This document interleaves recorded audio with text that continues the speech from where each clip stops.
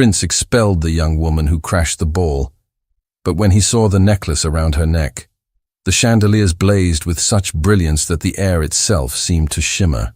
Music swelled beneath the painted ceilings of Château de Beaumont, violins rising and falling like waves over silk.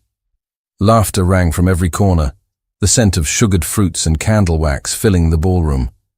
Ladies in satin gowns glided across the marble floor, their gloved hands lifted in practiced grace, and through the golden doors stepped a girl who did not belong.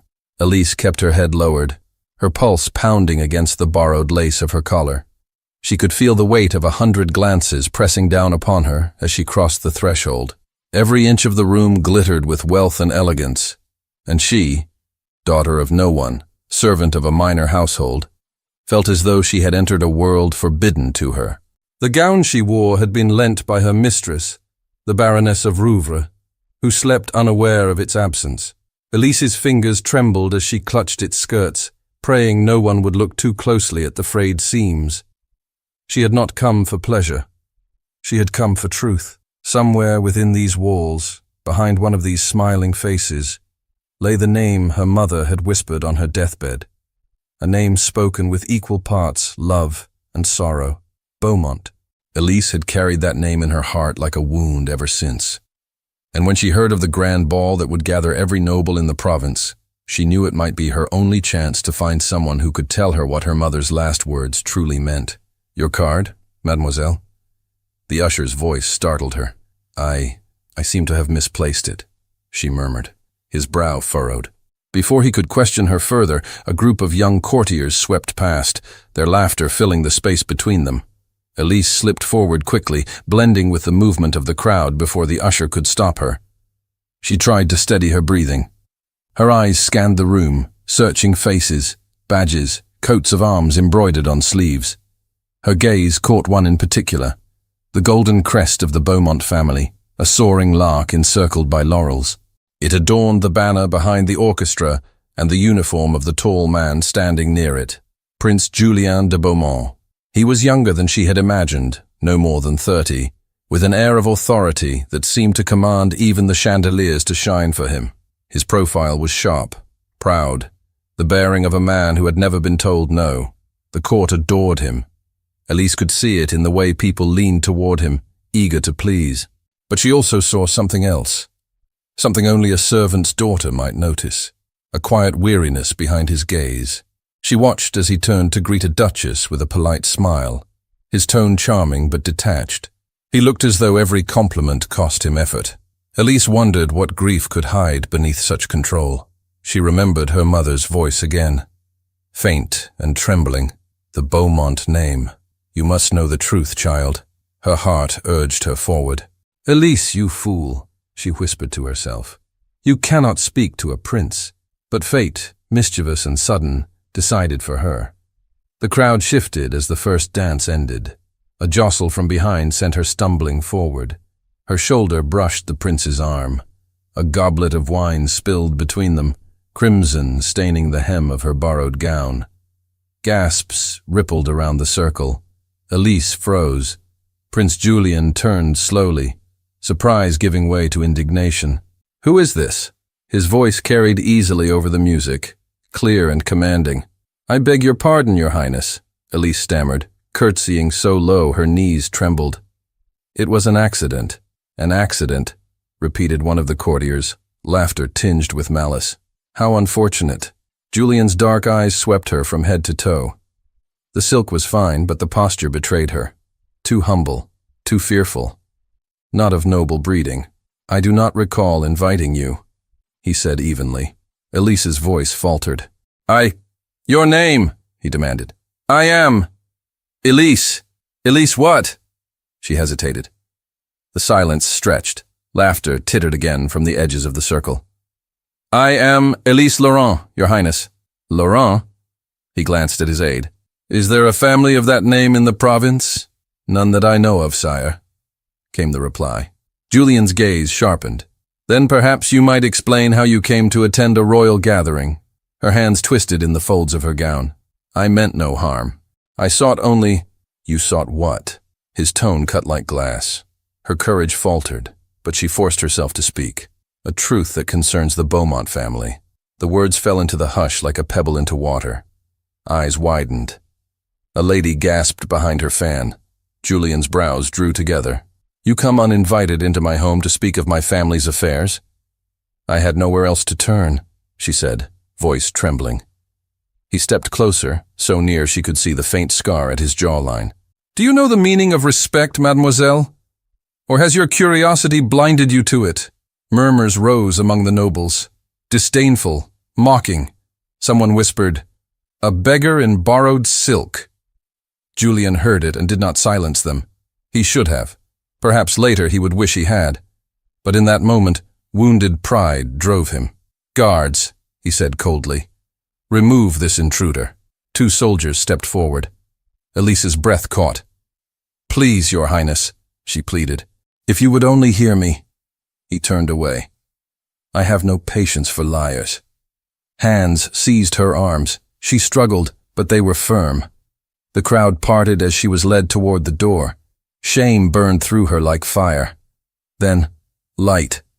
A glint of gold flickered at her throat as she lifted her chin, refusing to bow her head. The pendant slipped from beneath her collar, catching the glow of 100 candles. It was small, shaped like a lark in flight, its wings etched with intricate detail. Julien's breath stopped. The room seemed to tilt. "Wait." His voice came rough, unsteady. The guards halted. He stared at the necklace as though it were a ghost. Memory struck him like a blow. The pendant his mother had worn every day of his childhood, the one that had vanished the night she died. He remembered her laughter, the soft glimmer of that very charm resting against her skin. "Where did you get that?" he demanded. Elise blinked in confusion. "This? It was my mother's." "Your mother?" His tone sharpened. "Who was she?" She hesitated. "She served in a noble house, long ago. She spoke of a lady she loved and protected. A lady of Beaumont." The words stole the air from his lungs. He felt the eyes of the entire court upon him. His hands clenched at his sides. He wanted to ask more, yet pride and disbelief tangled in his throat. "Impossible," he muttered. That pendant was lost. Elise's eyes filled with tears. "It was never lost to me." The silence stretched, heavy and strange. The music had long stopped. Every noble in the hall stood frozen, watching the prince, waiting for his command. Julien's mind swirled with questions he could not voice. How could this girl possess the very token that had disappeared with his mother's death? What deceit was this? And yet somewhere beneath the confusion, something else stirred. Fear. Fear of what he might learn. He took a step forward. "Your mother's name," he demanded. Elise's lips parted, but no sound came. Her voice had fled. The guard still held her arms. The prince's gaze bore into her, sharp as a blade. "Tell me," he said. "Who was she?"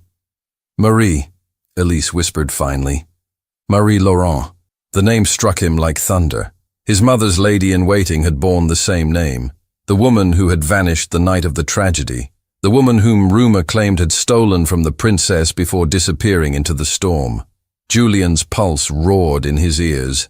He wanted to speak, to question, to shout that this could not be, but pride and confusion chained him. "Enough," he said at last, forcing his voice to steady. "Take her out." "Your Highness!" "Out!" The doors opened wide. A rush of cold night air swept through the ballroom. Elise was led across the marble floor, her bare shoulders trembling beneath the borrowed silk. She turned once, her eyes meeting the prince's. For a fleeting instant he thought he saw not defiance but sorrow there, a sorrow that mirrored his own. Then she was gone, swallowed by the darkness beyond the gates. The murmurs began at once. A countess whispered, "Did you see the pendant?" Another replied, "The very likeness of the late princess's charm." A third added, "Perhaps the girl is mad." Julien said nothing. He walked toward the balcony, away from their gossip, his heart pounding with a confusion he could not name. The night beyond glittered with frost. Somewhere out there, the girl disappeared into the snow, the pendant gleaming like a spark in the dark. He pressed his hands against the cold stone railing, eyes fixed on the distant road. For years, He had silenced questions about his mother's death. The doctors had called it an illness, but he had never believed them. Too many servants had vanished. Too many letters had been burned. And now, a stranger wearing her pendant. He turned sharply to his aide. "Did you hear her name?" "Yes, sire. Elise Laurent." "Find her," Julien said. His voice was low, urgent. "Before dawn." The aide hesitated. "Sire, she may already be far gone. It is snowing." "Then ride through the snow," Julien snapped. "Bring her back." "But, Your Highness, she has shamed herself before the court." "I do not care," Julien interrupted. "That necklace—" His voice broke slightly, and he forced it steady again. "It belonged to my mother." The aide stared at him, uncertain whether to question or obey. But the prince's expression left no room for doubt. When he was alone again, Julien stared into the glittering ballroom. The dancers had resumed their waltz as though nothing had happened, but the air no longer seemed golden to him. Every chandelier burned too bright, every note of music too loud. He saw in his mind the look on Elise's face as she was dragged away, the mixture of fear and dignity that no pretense could fake. He thought of the name she had spoken, Marie Laurent, the woman who had once held him as a child, who had sung to him when his mother was too ill to rise, the woman who had vanished without farewell. He whispered to the empty hall, "It cannot be." Yet deep inside, he already knew that it could. The violins played on, their melody bittersweet. The prince's gaze returned to the doorway where Elise had stood, and a thought came unbidden, soft but relentless. If she is telling the truth, then everything I have believed about that night is a lie. His pulse quickened. He turned toward the waiting aide, his voice a low command. "Find her. Bring her back. That necklace belongs to my mother." Snow fell silently over the countryside as dawn approached. The wind carried a brittle cold that bit through Elise's thin cloak. Her slippers, soaked and torn, left faint prints on the frozen path leading away from the chateau. She did not look back. The humiliation of the night still burned too fiercely in her chest. She could still hear the laughter, the whispers, the prince's sharp voice cutting through her plea. Every step away from the castle felt like an escape from a nightmare. But the pendant against her throat felt heavy now, almost accusing. She pressed it in her palm as she walked. "Why did you bring me here, Mama?" she whispered. "What truth could be worth such shame?" When her strength gave out, she collapsed near a small farmhouse by the woods. A light flickered in one window.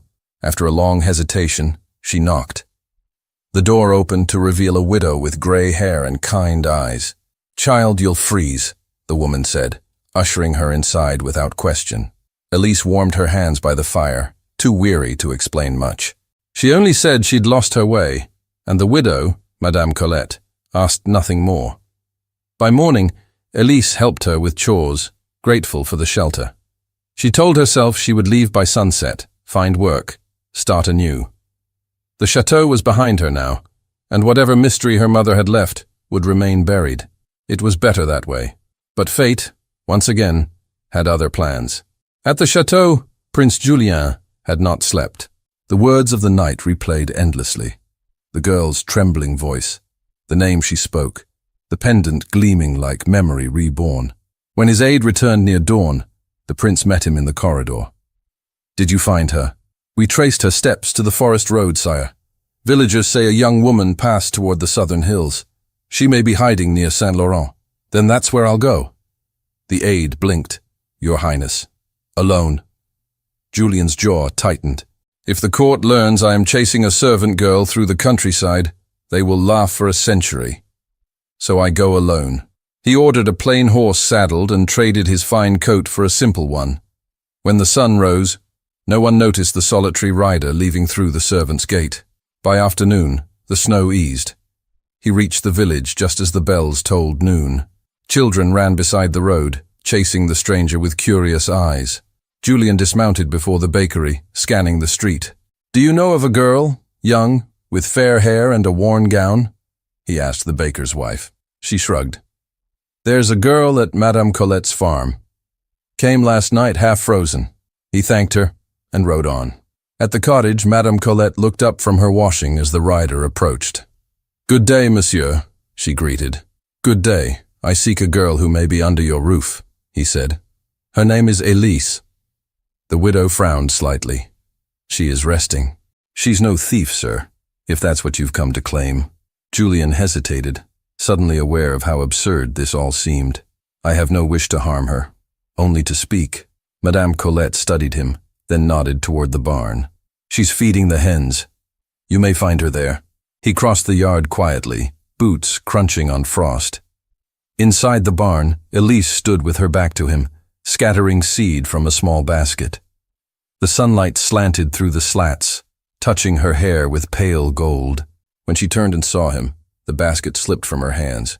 "You? Elise," he said softly. "I had to find you." She stepped back, disbelief on her face. "After what you did, you humiliated me before them all. What more could you possibly want?" "I was wrong," he said quickly. "I acted in pride. But that pendant, where did you get it?" She pressed a hand protectively over it. "Why should I tell you?" "You've already called me a liar." He drew a slow breath. "Because that pendant belonged to my mother. It vanished the night she died. Tell me how you came to have it." Elise's eyes filled with confusion and guarded pain. "It was my mother's. She said it was a gift, from the woman she served at Beaumont. I never knew more." "Your mother served at Beaumont?" "Yes, years ago. Her name was Marie Laurent." Julien felt the truth closing around him like a trap. "My mother's lady-in-waiting bore that same name.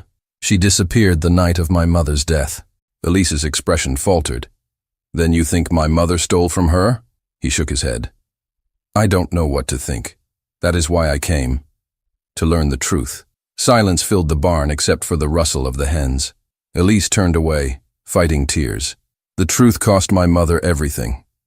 She fled because she feared for my life. Even on her deathbed, she said we must never return to Beaumont." Julien's tone softened. "Why?" "She never said. Only that the lady she served was kind, and that evil surrounded her. She told me to keep this necklace safe, no matter what." He studied her face, searching for deceit and finding none.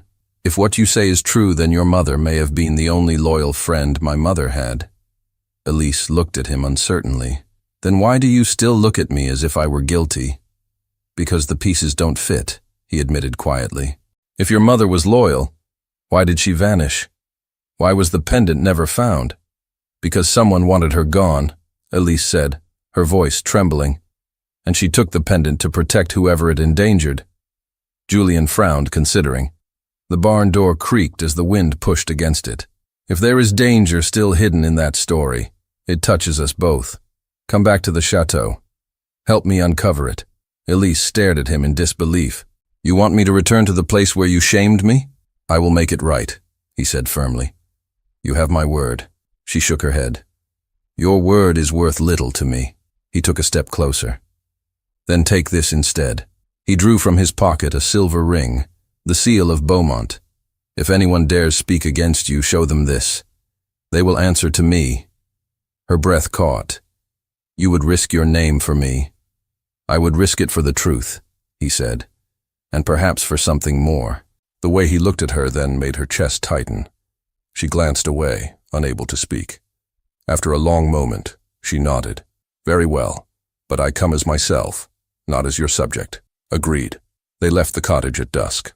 Madame Colette stood in the doorway, watching them with quiet curiosity.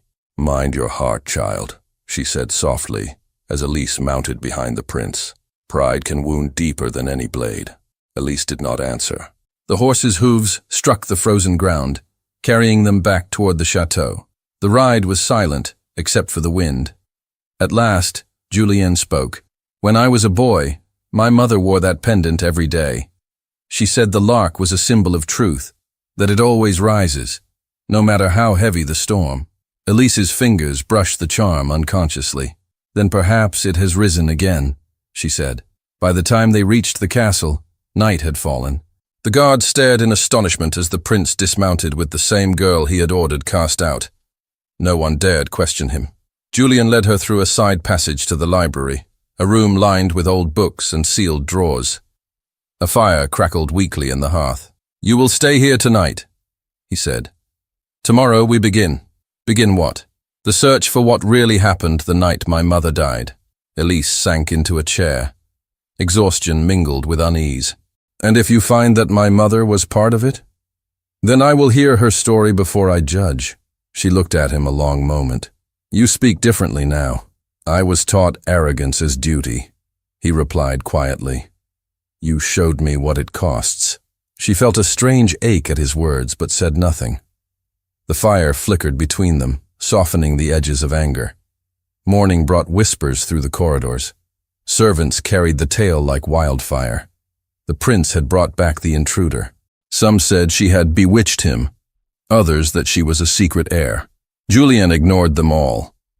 He summoned the steward and ordered access to the family archives. Together, he and Elise spent hours sifting through letters, ledgers, and sealed records. The handwriting of the late princess appeared again and again, delicate and graceful. Elise traced one line with her fingertip. She wrote of loneliness, she murmured. And fear, Julien nodded.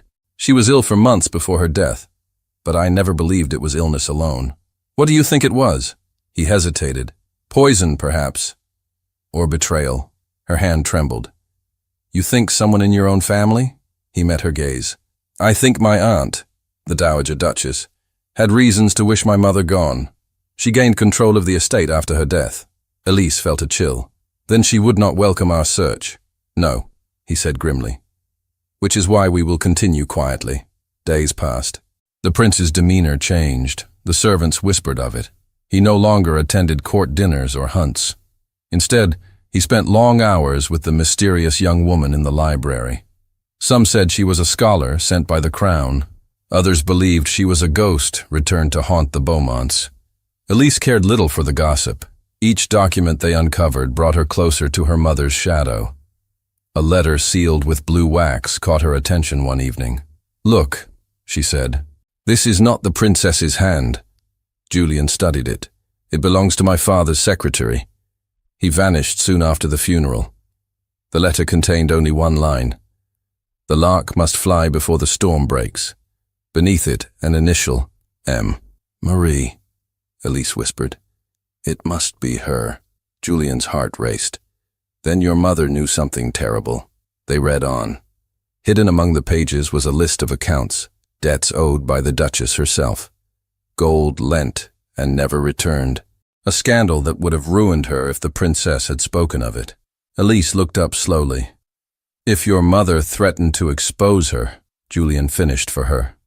Then the Duchess silenced her and blamed your mother to erase the witness. The truth hung between them, fragile and painful. Elise's eyes glistened. All these years, my mother carried that burden alone. Julien reached across the table. Then let us finish what she began. Their fingers brushed. For a heartbeat, the world seemed still. Then a sound shattered it, the creak of a door. Elise turned. A servant stood trembling at the threshold. Your Highness, he whispered. The Dowager Duchess requests your presence in her chambers. She says she has heard troubling rumors. Julien's jaw tightened. Tell her I will come shortly. When the servant left, Elise whispered. She knows. She suspects, he said, standing, which means we are close. Elise rose as well. Be careful. If she truly is guilty, she will not let you expose her. He met her gaze. I have lived too long under her shadow. It ends now. She wanted to stop him, but the determination in his face left no room for argument. He turned to the door, pausing only once. Stay here. Whatever happens, do not follow me. But Elise knew her heart would not obey. As soon as he was gone, she moved to the window, watching the corridor beyond. The fire flickered low, casting long shadows on the walls. She felt a strange foreboding settle in her chest. Minutes passed. Then an echo of footsteps sounded in the hall, heavy, deliberate. Elise moved toward the door, every instinct screaming that something had gone wrong. When she reached for the handle, a voice drifted through the crack, low, familiar, and sharp. The Dowager Duchess. And she was not alone. Julien realized the impossible truth. The servant Elise spoke of could only have been his mother's lady-in-waiting, who disappeared the same night his mother died. The air in the chateau had changed. Servants moved with quiet steps, as if the corridors themselves were listening. Elise waited in the library, pacing near the dying fire. The shadows on the walls swayed with every flicker of the flame. She could hear faint voices somewhere beyond the door. Julien's deep tone, the colder one of a woman who spoke like she had nothing to fear. Elise pressed her ear to the crack of the door. The conversation carried through the corridor, sharp and controlled. "You bring a stranger into this house," the Duchess said. "A girl of no name, no title. Do you wish to destroy what little respect remains for our family?" "I bring her because she carries proof of what you tried to bury," Julien answered. His tone was calm, but beneath it lay the edge of anger. "The pendant, the letters, the missing servants. Did you think they would never surface? You sound like a child haunted by bedtime stories. I sound like a son who lost his mother and now knows why." A silence followed. Long, brittle. Elise could almost hear the Duchess's controlled breath. "My dear nephew," the woman said at last, "you insult me with this nonsense. That pendant was stolen by a thief. Your mother was frail, consumed by jealousy and imagination.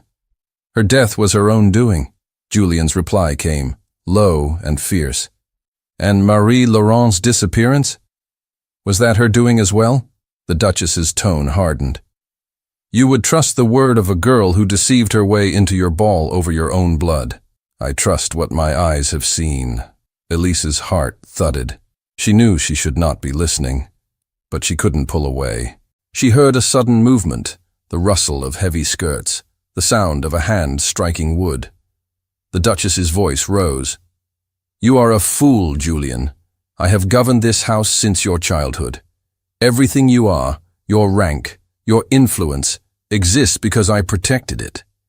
If you expose this, you will ruin us both. Then let the truth ruin me," he said.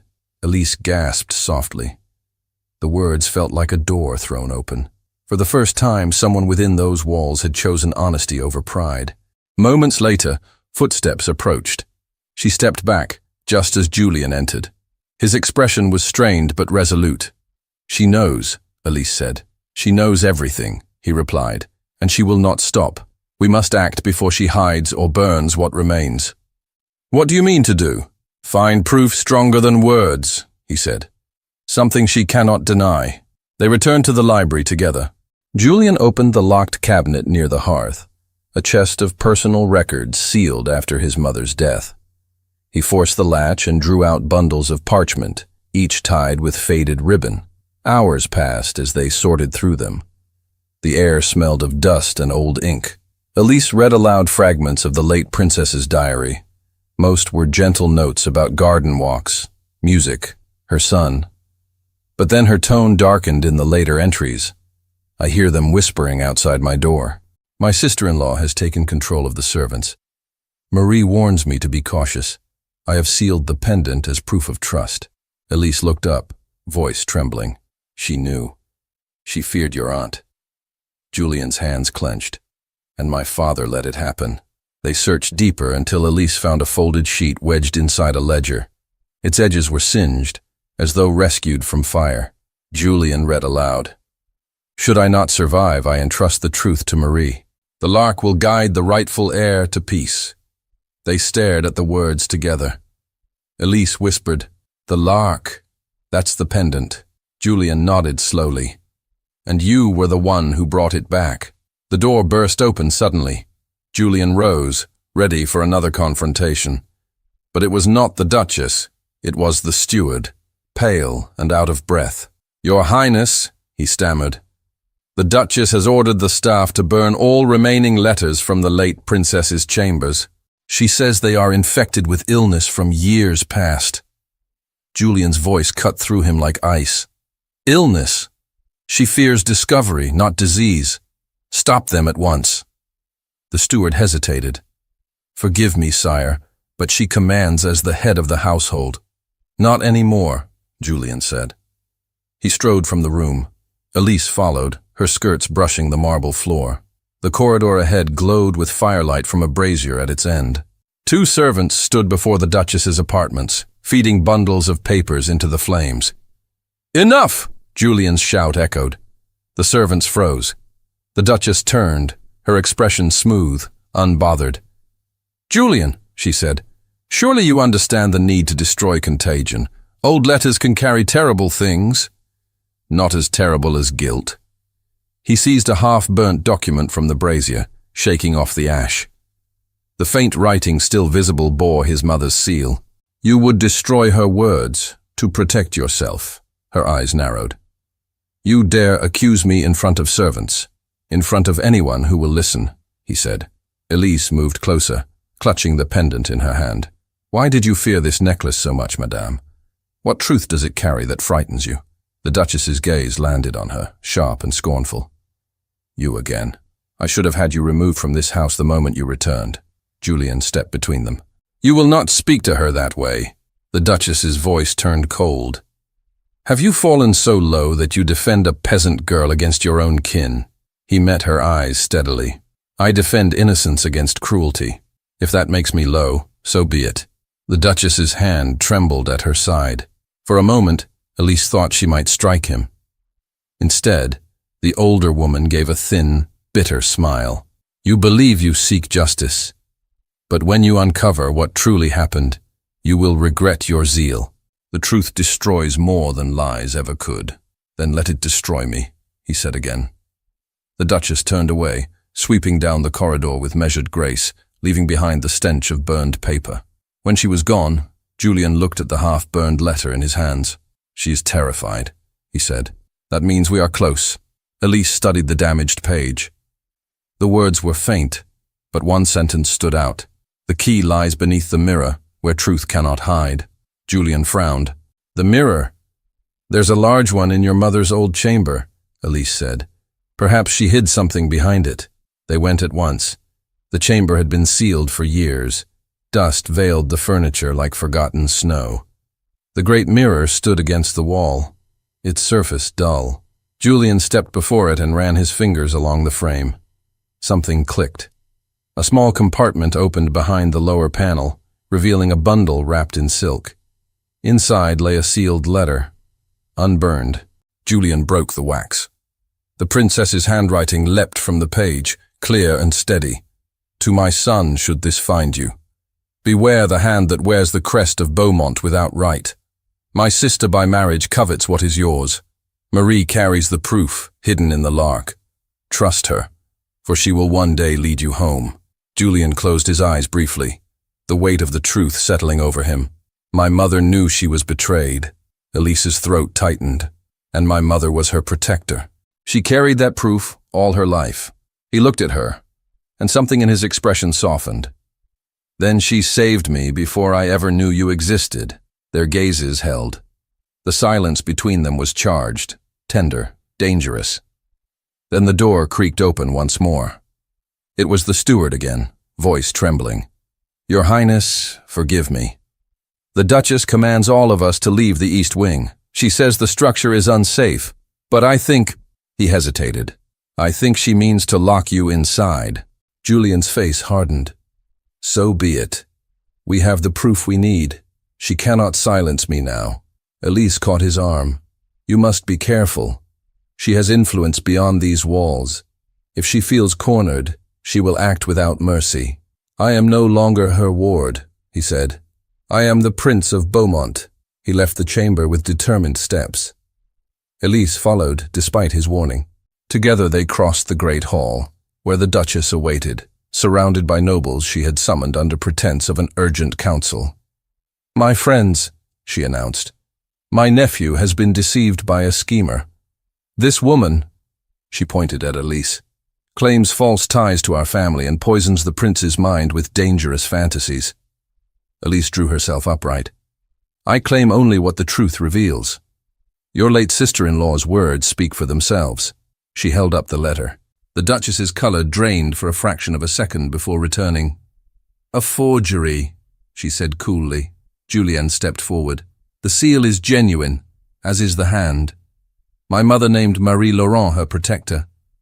This girl is her daughter. It is you, aunt, who deceived us." A wave of murmurs rippled through the gathered nobles. The Duchess stood frozen, her mask cracking at last. "You would destroy your own family's honor with gossip?" You destroyed it when you conspired against her, Julien said. You sought power at the cost of blood. Her lips trembled with fury, but she said nothing. The silence that followed was heavier than any shout. Elise turned to the assembled guests. My mother fled not out of guilt, but to save the prince's life. She carried this pendant as proof, waiting for the day when truth would rise. Julien lifted the pendant in his hand. The golden lark glimmered beneath the chandeliers. My mother's symbol of truth, he said. The lark has flown back to Beaumont. The Duchess took one step back, her voice low. You think this will end well for you? The court does not forgive weakness. Then I will no longer seek its forgiveness, Julien said. The chamber filled with whispers again. The Duchess turned sharply and swept out, her dignity intact, but her control broken. When the doors closed behind her, Julien let out a breath he hadn't realized he was holding. Elise looked up at him. It's over? He shook his head slowly. Not yet. She will retreat to gather her strength, but she cannot undo what has been revealed. They remained there a moment. The room hushed around them. Then Elise whispered, What will become of you now? Whatever the truth allows, he said. They spent the night sorting the recovered papers, preparing them for the council that would be held the next morning. Tired yet determined, they worked side by side until dawn's light crept through the tall windows. Elise's head drooped once, and Julien caught her before she could fall asleep at the table. Rest, he said gently. I will not, she murmured. Not until your mother's name is cleared. He smiled faintly. Then we share the same vow. As he reached to steady the candle, his hand brushed hers. The small contact was enough to send a quiet warmth through both of them. Neither spoke. The bells of the chateau struck 8. Julien gathered the letters, tying them with fresh ribbon. We will present them to the council. They will have no choice but to believe. Elise looked out the window, watching the morning mist rise. And if they choose not to, then we walk into exile with our truth intact, he said. She turned to him, meeting his eyes. You would give up your title? For honor, yes. Their silence was interrupted by the sound of approaching steps. The door opened once more, and there she was. The Duchess, pale but composed, her eyes cold as winter. She spoke without pretense. So this is what my household has become. A court of traitors led by a servant girl and a naive prince. Julien straightened. Say what you came to say. Her voice sharpened. You have forced my hand. If you bring those papers before the council, you will expose not only me but your father's memory. Do you wish to brand your own blood with shame? My father's silence allowed your treachery, he said. I will not honor that silence any longer. She took one slow step closer, lowering her voice. You think the world will applaud your righteousness. It will not. It will destroy you. Elise stepped forward. Truth cannot destroy what is already broken. The Duchess turned her gaze on her, hatred flashing beneath composure. You should have stayed where you belong. Julien moved to stand beside Elise. She belongs here, beside the truth you tried to bury. The Duchess's eyes flicked toward the fire, toward the stack of letters in Julien's hand. For an instant, Elise saw the shadow of desperation behind her calm. The older woman's voice dropped to a whisper that only they could hear. If you proceed, nephew, you will learn that the dead do not rest quietly. Some truths are buried for a reason. Julien's breath caught. What do you mean? Her gaze lingered on the pendant, then on Elise. Ask your precious Marie what she did before the end. Ask her what price she paid to keep that lark shining. Elise froze, the words cutting through her like ice. What are you saying? The Duchess smiled faintly, turning away. You seek the truth, my dear. Then prepare to bear it. And she left, her footsteps fading down the corridor, leaving them in silence that felt heavier than any accusation. The morning that followed was gray and quiet. A storm had passed during the night, leaving mist curling over the gardens and dew along the stone steps of the chateau. Elise awoke before sunrise. She had not truly slept. The Duchess's final words echoed in her mind like a bell she could not silence. Ask your precious Marie what she did before the end. What could she have meant? Her mother's last days had been full of gentleness, not secrets. Elise sat by the small fire, the pendant in her palm, and whispered, What did you do, Mama? What did you protect? When the door opened, Julien stood there, already dressed for the council. His expression was calm, but there was strain around his eyes. "You have not rested," he said. "Nor have you," she replied. He offered a faint smile. "Today it ends. The council will hear the truth. The Duchess can no longer hide behind titles and age." Elise rose. "But she said something last night. Something I cannot forget." Julien's gaze sharpened. "What?" "She told me to ask what price my mother paid to keep this lark shining." She held up the pendant. "Do you think she meant—" "No," he interrupted gently. "Do not let her poison your thoughts. Your mother saved mine. That is the truth we know." Elise nodded, but unease lingered in her chest. By the time the great bell rang 8, the council hall was full. The nobles gathered, whispering behind their hands, eyes darting toward the prince and the girl who stood beside him. The Duchess sat at the head of the table, her posture regal, her expression serene, as though the night before had never happened. Julien placed the sealed documents on the table. "Members of the council," he began. "For years my family has lived under a shadow. Lies have wrapped the death of my mother in confusion. Today I bring proof of what truly happened." A murmur rippled through the hall. The Duchess inclined her head slightly. "My nephew brings forward fantasies," she said. "Old letters, rumors from servants. Shall we give weight to such things over honor and tradition?" Julien's voice did not waver. "We give weight to truth. These letters were written by my mother herself, witnessed by her hand and sealed with the royal crest. They reveal that she was betrayed by one she trusted." He broke the seal and began to read aloud. The room fell silent except for his steady voice. Every word struck like a hammer on stone. The princess's fears, her suspicions, her warnings about the Duchess's ambitions. When he finished, no one spoke.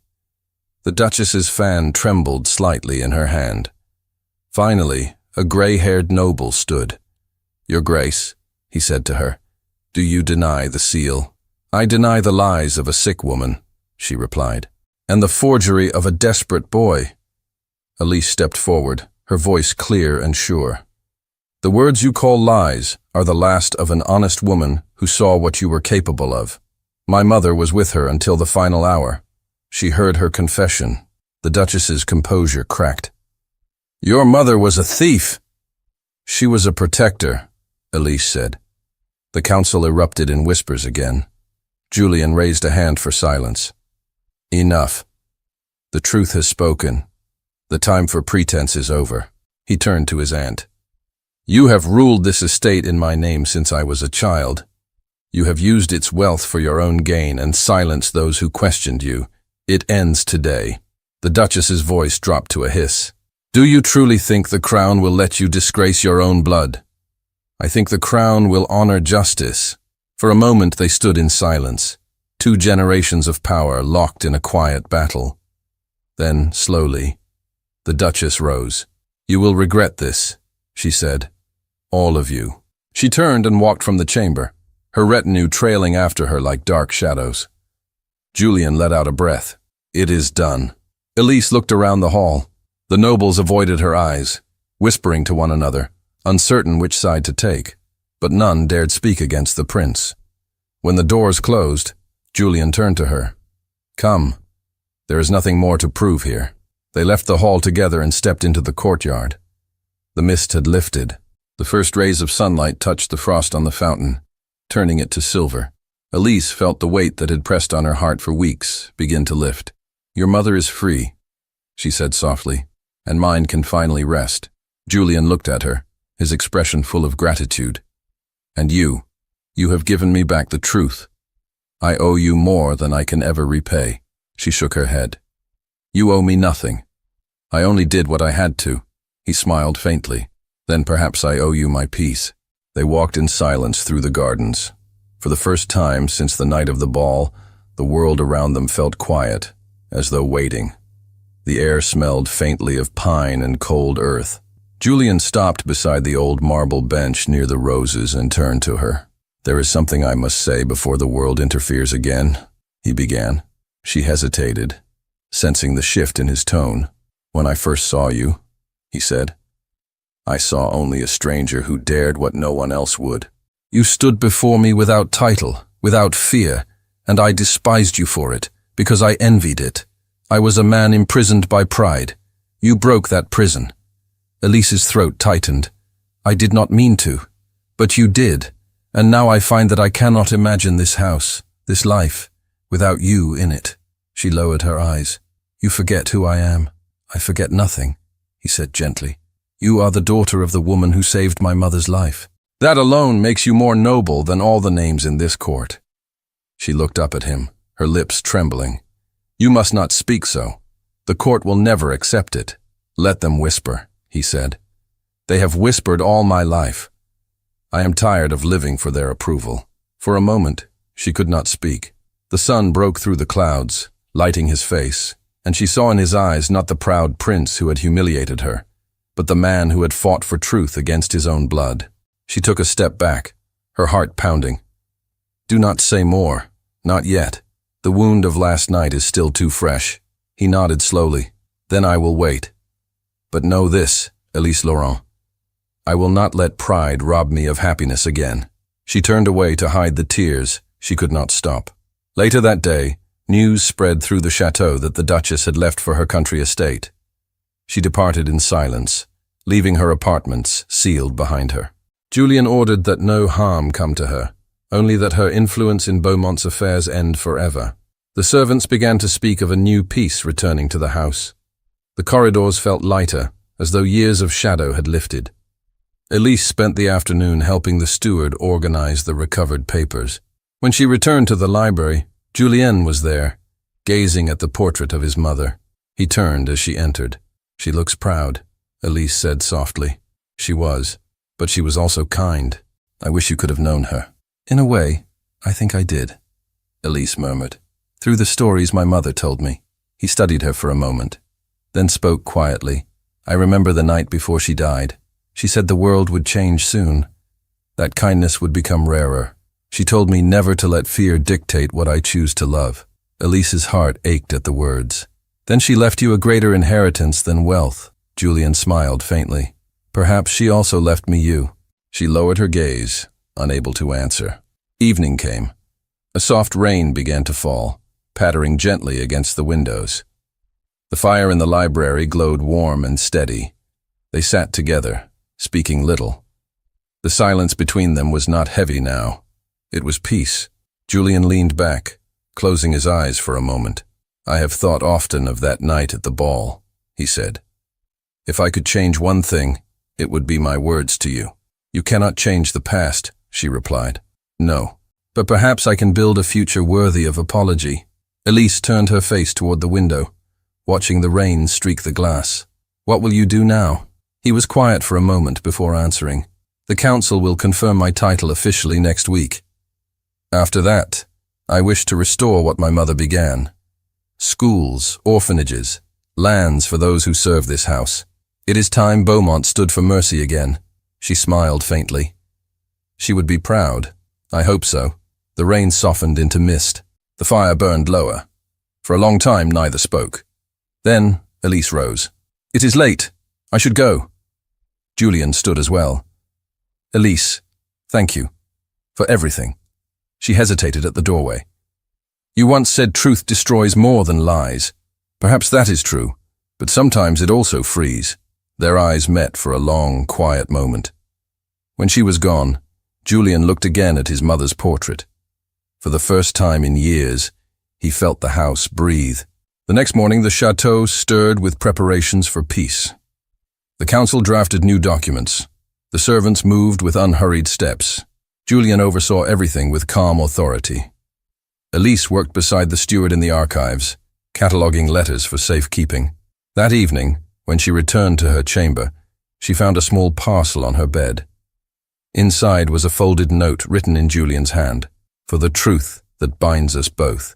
Beneath it lay a simple gold chain, without pendant. She smiled faintly and touched the lark already resting at her throat. As the days passed, gossip faded.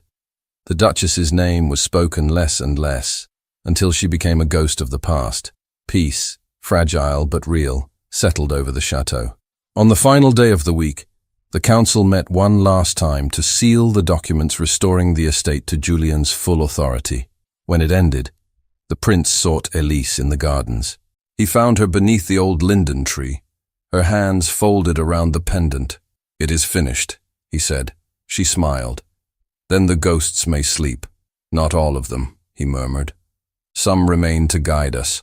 The wind lifted her hair gently, and for a moment, neither moved. Then Julien reached into his coat and drew out the silver ring, the Beaumont seal he had given her in the barn. "You once told me my word meant little," he said. "I give it again now, not as a prince to his subject, but as one heart to another." She stared at him, speechless. "Julien," he raised a hand, "you need not answer now. Only know that when you are ready, my home is yours." Her eyes filled with tears. "You are too generous. I am only learning what generosity truly means." The sun slipped behind the hills, casting the gardens in gold. Elise looked at him for a long time, then nodded once. The air between them held everything unspoken. Gratitude, forgiveness, a quiet promise. The story that had begun in humiliation now trembled on the edge of something far gentler, far stronger. The Duchess was gone, the truth was known, and the wounds of the past had begun to heal. Julien reached for her hand, his voice no more than a whisper. "Stay." She hesitated only a moment before her fingers slipped into his. The story that had started with pride had come to peace, and love waited only a breath away. The morning of the celebration dawned bright and clear. Bells rang from the chapel tower of Château de Beaumont, echoing across the valley. Servants hurried through the corridors carrying flowers, ribbons, trays of silver, and freshly pressed linens. For the first time in years, the chateau was alive with joy instead of whispers. Elise stood by her window, her heart racing. She wore a gown of soft cream, simple but beautiful, a gift from the prince himself. The fabric shimmered faintly in the sunlight. She ran her fingers over the pendant resting against her throat. The golden lark that had once been a symbol of sorrow, and now gleamed with peace. Outside, the garden was being prepared for the evening ball. Musicians tuned their instruments beneath the linden trees, and laughter drifted through the open windows. The people of the nearby village had been invited as well. It would be a celebration not just for the court, but for everyone who called Beaumont home. Madame Colette, now the castle's guest of honor, entered Elise's room, smiling warmly. "You look radiant, my dear. The prince will lose his breath when he sees you." Elise blushed. "You make me nervous, madame." "Good. A little nervousness reminds us that we are alive." She adjusted a strand of Elise's hair, then stepped back. "Go now. Let the past stay behind those walls." Elise nodded. Her heart fluttered as she made her way through the corridor. The light spilling through the tall windows painted everything golden. For the first time, the castle no longer felt like a prison of marble and duty. It felt like home. Downstairs, Julien waited at the foot of the grand staircase. He wore a dark blue coat, his mother's crest embroidered over the heart.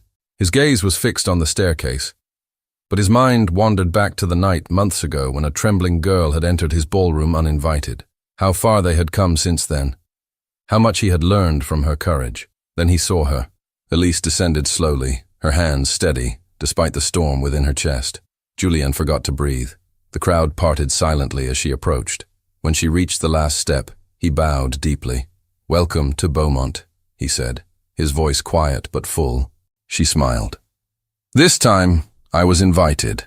The words carried through the hall, and gentle laughter followed. Julien extended his hand, and she placed hers in it. The orchestra began to play. The same melody that had once accompanied her humiliation now rose again. But tonight, it was no longer cruel. It was tender, triumphant. As they danced, the court watched in awe. The prince and the commoner moved as though the world had paused for them alone. Each turn of the waltz erased the memory of the night that had once broken them both. When the song ended, the applause came like rain, warm and thunderous. Julien led her out to the terrace, away from the crowd. The air was cool, carrying the scent of roses. Lanterns glowed softly along the balustrade, their flames flickering in the breeze. "You've changed everything," he said quietly. Elise looked at him, her heart full. "You changed yourself, Julien. I only held a mirror." He took her hand again, his thumb brushing against her skin. "When I thought I had lost honor, you showed me what it truly means. When I thought I had no heart left to give, you proved me wrong." She tried to speak, but emotion stole her voice. He reached into his coat and withdrew a small velvet box. "This belonged to my mother," he said. "It was her wish that it be given to the one who would teach me what love truly is." He opened it. Inside lay a delicate ring of gold set with a single sapphire, the color of dawn sky after rain. Elise froze. "Julien." He went down on one knee, his eyes never leaving hers. "Elise Laurent, daughter of Marie, bearer of truth and light. Will you share your life with me? Not as a servant, not as a guest, but as my wife, my equal, my peace." Tears filled her eyes. "You would marry me? Before all of France? Before heaven itself," he said softly. The music from the ballroom drifted through the doors, but all sound seemed to vanish around them. She trembled, her hands covering her mouth, then whispered, "Yes." The single word carried more power than any oath. The terrace erupted with applause, as those who had been watching from the doors began to cheer. The orchestra struck a jubilant chord, and the night came alive with laughter and bells. Julien rose, placing the ring gently on her finger. He drew her close, his forehead resting against hers. "You have no idea how long I have waited to hear that word." She smiled through her tears. "You have no idea how long I have waited to believe in hope again." They returned to the ballroom together, hand in hand. Word of their engagement spread instantly. The courtiers who had once mocked Elise now bowed deeply, their voices full of sudden reverence. The servants smiled from the edges of the room. They had seen enough to know this love was not made of politics or pride, but of truth. The dancing began again. Julien and Elise led the first waltz. The room glowed with candlelight, and every step they took seemed to weave together the pieces of their story. The night of shame, the discovery of the letters, the confrontation, the forgiveness. It was all there, yet transformed. As they moved, Elise caught sight of the portrait of the late princess hanging above the hall. The painted eyes seemed to watch them with calm approval. A single thought crossed Elise's mind. "She sees us." When the music ended, Julien guided her to the center of the room and raised his glass. "To Marie Laurent," he said, his voice clear and strong, "who kept her promise even after death. To my mother, who believed truth would rise, and to Elise, who gave them both peace." The hall echoed with cheers. Elise lowered her head, her heart overflowing. Later, when the crowd thinned and the musicians packed away their instruments, Julien led her out into the gardens. The moon was bright, the fountains silver. Fireflies hovered over the hedges like tiny stars. He took off his coat and placed it over her shoulders. "Do you remember the first time we stood here?" She laughed softly. "You mean when you called the guards to have me thrown out?" He winced playfully. "Yes, that regrettable moment." She turned toward him, teasing. "I suppose I should thank you. Had you not done so, none of this would have happened." He smiled. "Then allow me to correct my error properly." He stepped closer, his hand finding hers.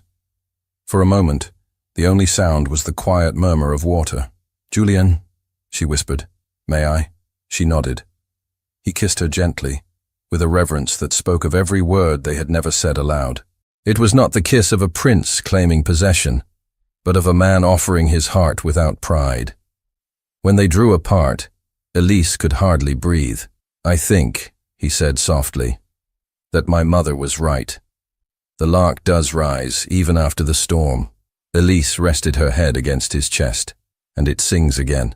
They stood there for a long time, silent, watching the moon climb higher.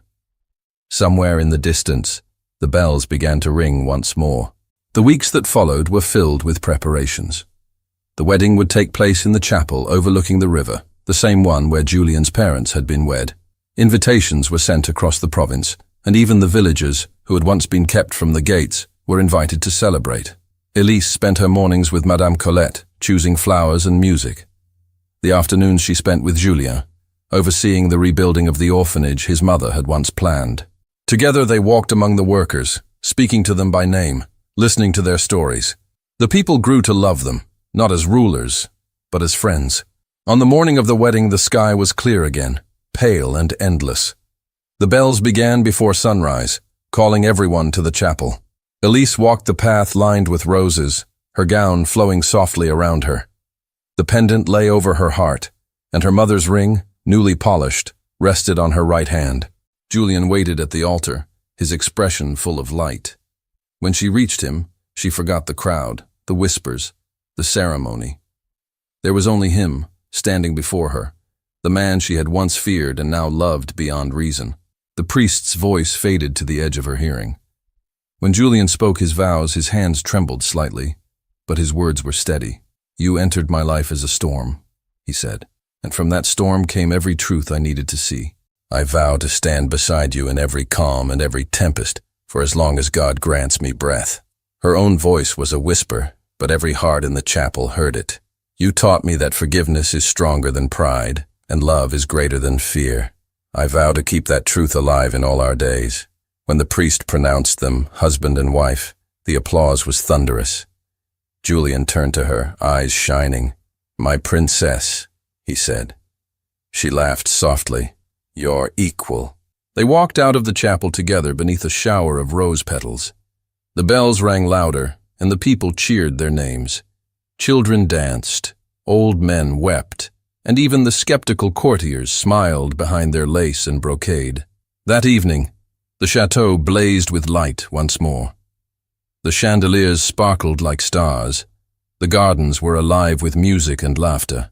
Yet the greatest joy was quiet, resting in the glance they shared whenever their eyes met across the room.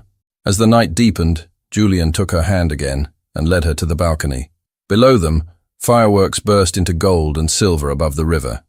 He turned to her, his voice low. "You see that light? It belongs to us now." Elise nodded, tears glimmering. "Then let it never fade." He brushed his thumb across her cheek. "It never will. Not as long as you wear that lark." She touched the pendant, smiling through her tears. "It will always remind me that truth can bring love out of even the darkest night." He pulled her close, his arms around her as the fireworks reflected in her eyes. The crowd below cheered again, but their world had narrowed to the space of a heartbeat. The sound of their breathing, the warmth of his chest against her, the soft promise in his whisper. "Elise," he said, "you are my beginning and my end." She closed her eyes, her voice trembling, "And you are my freedom." Above them, the final firework burst into 1,000 shimmering lights, casting their faces in gold. The story that had begun with humiliation ended in hope. The prince who once cast her out now held her as his queen. The girl who had once begged for truth now lived it. And as the last echo of the bells faded across the valley, they stood together on the balcony of Beaumont, where the lark of gold gleamed against her heart, and the promise of their love shone brighter than the dawn. Thank you so much for listening to this story, all the way to the end. We hope it moved you as much as it moved us while telling it. We'd love to hear your thoughts.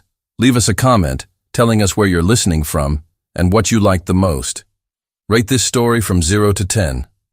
What score would you give it? If you enjoyed this story, don't forget to subscribe to the channel and leave a like as a show of support. That really motivates us to keep creating and sharing more stories full of emotion and life lessons. And before we go, we want to remind you that an exciting and heartwarming story recommendation will appear on the final screen. If you'd like to enjoy it, just click on the video. Thank you once again for being here, and we'll see you in the next story.